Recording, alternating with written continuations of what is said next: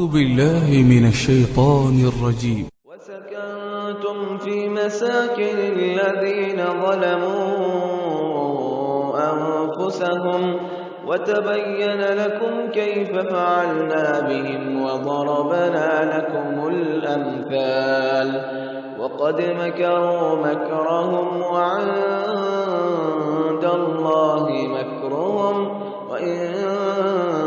كان مكرهم لتزول منه الجبال فلا تحسبن الله مخلف وعده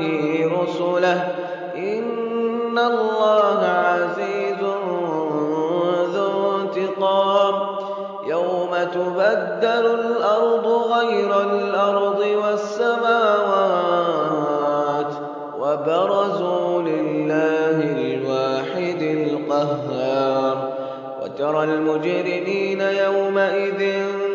مقرنين في الأصفاد سرابيلهم من قطران وتغشى وجوههم النار ليجزي الله كل نفس ما كسبت